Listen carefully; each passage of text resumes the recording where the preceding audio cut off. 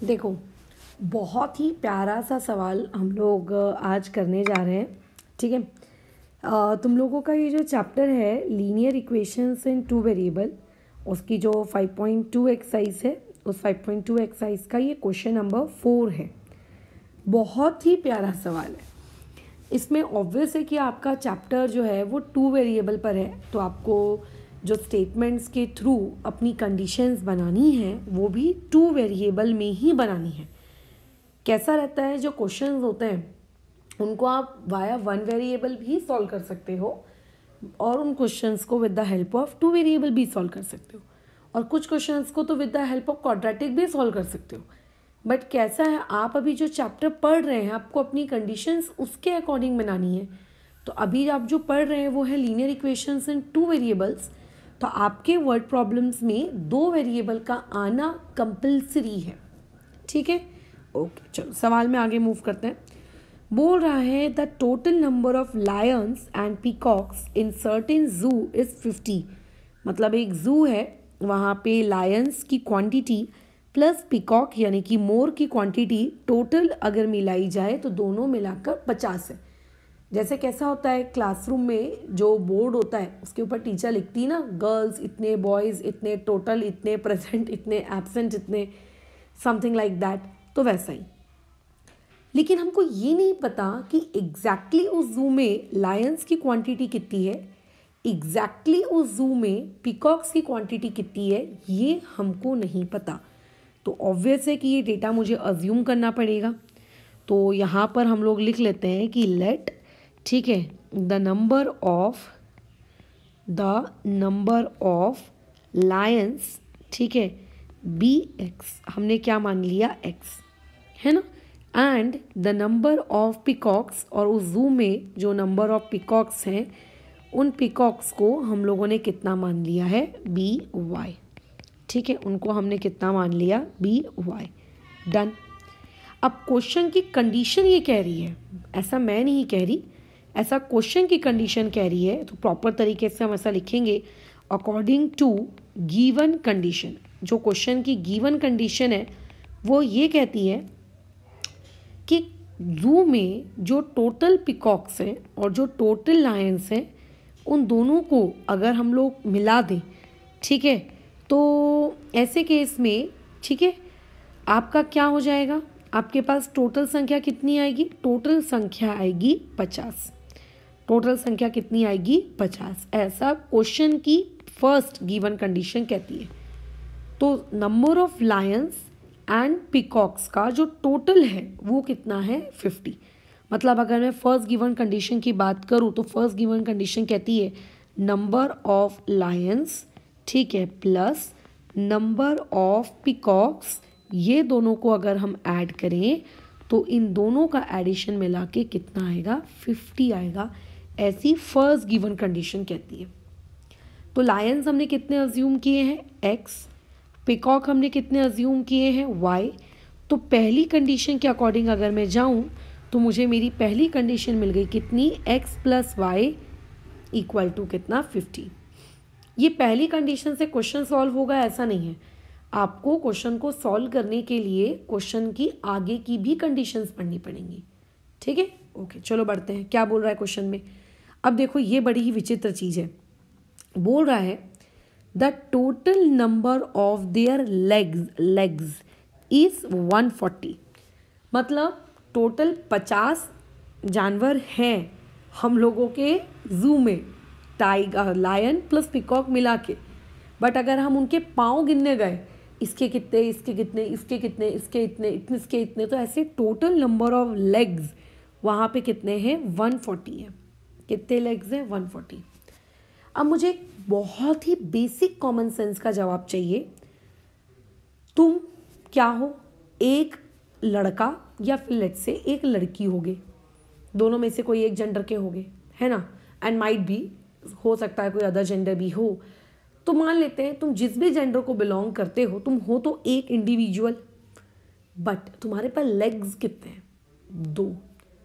अगर मैं कहूँगी कि इस कमरे में 50 बच्चे बैठे हैं, बताओ सबके टोटल लेग्स कितने, तो आप क्या कहोगे, मैडम 2 × 50, क्योंकि एक के पास 2 लेग्स हैं, तो 50 लोगों के पास कितने लेग्स होंगे? 2 × 50। तो अभी देखो जो लायन होता है, हम जानते हैं कि लायन के 4 लेग्स होते हैं, है ना, बराबर। अगर हमारे पास एक लायन होता तो उस एक लायन के कितने लेग्स होते? 4 लेग्स होते। तो यहाँ पे हमको वो सब कुछ लिखना है, ठीक है, कि अगर आपके पास एक लायन होता, 1 लायन हैज़ 4 लेग्स। कितने लेग्स होते हैं? 4 लेग्स। बट, ठीक है, बट आपके पास कितने लायंस हैं?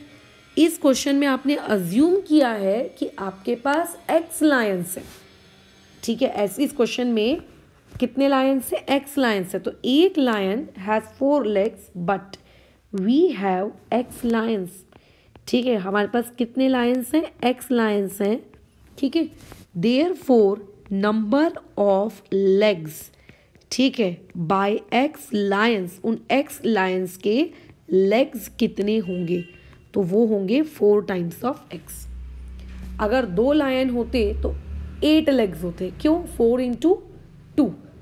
अगर आपके पास 3 लायंस होते तो कितने लेग्स होते? 4 × 3।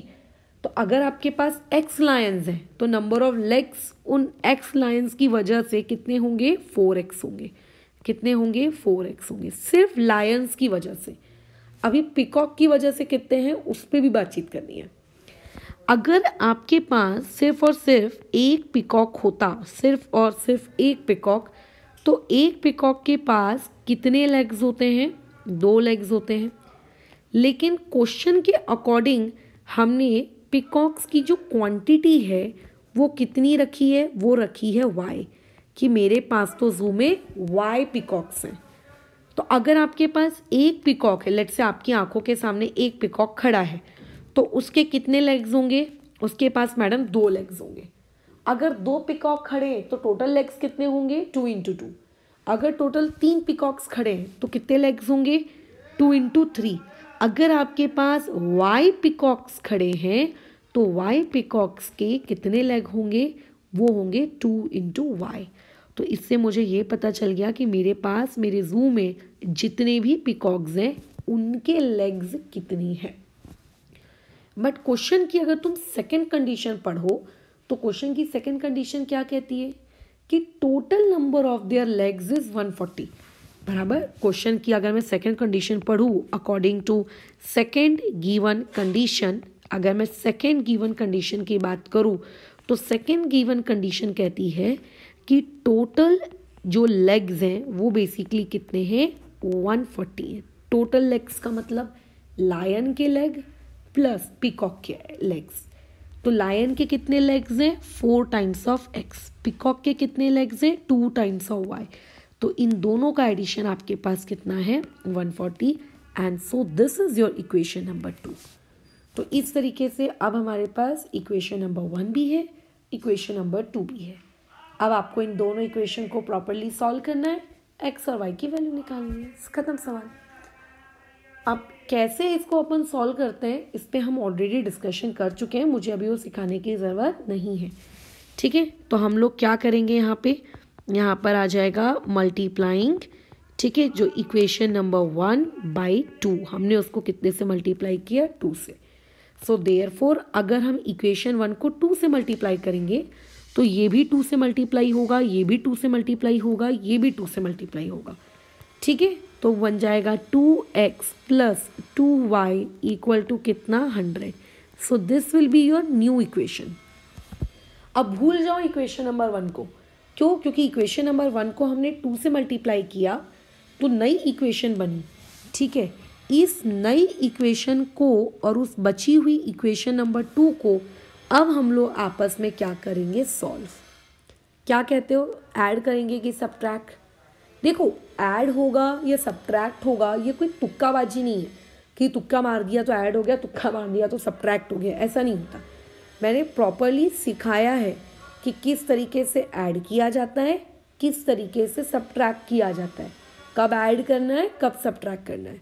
अगर भूल गए हो तो मुझसे पूछ लो, मैं तुम्हें अच्छे से याद दिलाऊंगी, ठीक है। बट उसमें गलती नहीं करना कि तुक्का मारना है कि कब ऐड होगा कब सब्ट्रैक्ट होगा, वो मत करना, ठीक है।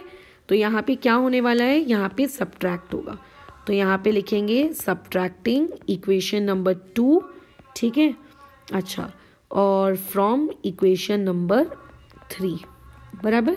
अच्छा ठीक है, तो सब्ट्रैक्ट करना आता है हमको? बिल्कुल आता है madam. 2x + 2y = 100, 4x + 2y = आप लोगों का 140। सब्ट्रैक्ट करने गए, सब्ट्रैक्शन का, ठीक है, माइनस साइन हुआ, ये आप लोगों का कट गया।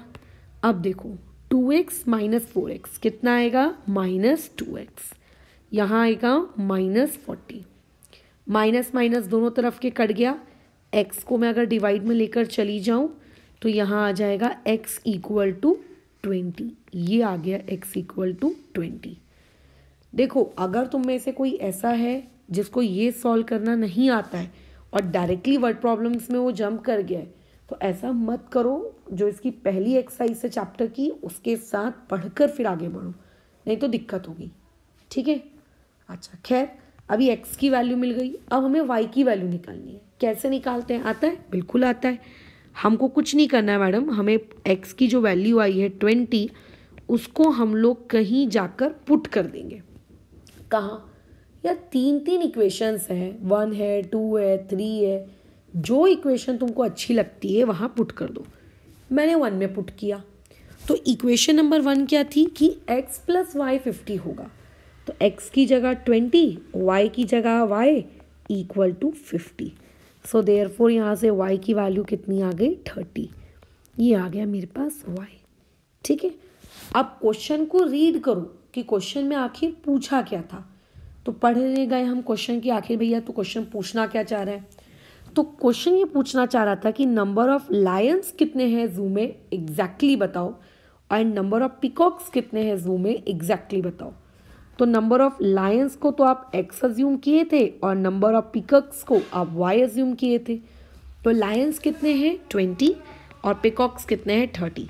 देयरफॉर हम यहाँ पे प्रॉपर तरीके से स्टेटमेंट लिखेंगे कि number of lions and peacocks are कितने हैं हम लोगों के पास? आर 20 एंड 30 रिस्पेक्टिवली, ठीक है, इन द जू, बराबर।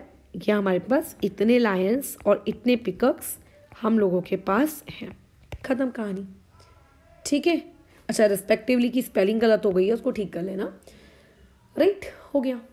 ज़रूरी नहीं इस क्वेश्चन में नंबर ऑफ लायंस ही कल को लिख कर आए, टाइगर भी लिख कर आ सकता है, पिकॉक की जगह क्रो भी लिख के आ सकता है, कुछ भी हो सकता है, या ह्यूमंस भी लिख के आ सकता है, गर्ल, बॉय, मैन, वुमन, कुछ भी। कॉमन सेंस का सवाल था, कुछ भी नहीं, ठीक है।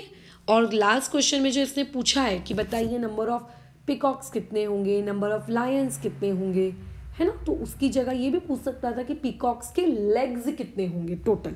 तो पिकॉक्स के टोटल लेग्स कितने हैं? वो है 2y। तो y आने के बाद फिर उसको 2 से मल्टीप्लाई करते हैं।